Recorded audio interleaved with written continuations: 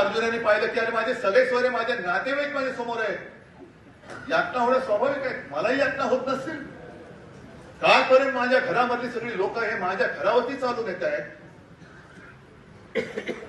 अगदी त्या अनिल देशमुखांनी सांगितले की कसं मला आणि आदित्यला तुरुंगात टाकण्यासाठी या फडणवीसाचे डाव होते. सगळं मी सहन करून जिद्दीने उभा राहिलेला आहे. तर तू तरी राहशील ना तर मी तरी राहील. घरात बसून सगळ्या गोष्टी होत नाही, लोकात जावं लागतं.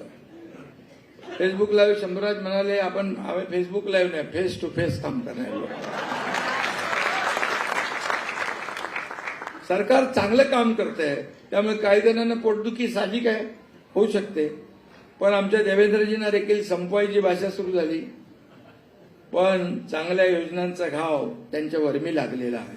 घरात बसणाऱ्यांनी मैदानात उतरण्याची भाषा करू नये. आणि देवेंद्रजी तुम्ही चांगलं काम करतात, अख्खा महाराष्ट्र तुमच्या पाठीशी आहे, लक्षात घ्या.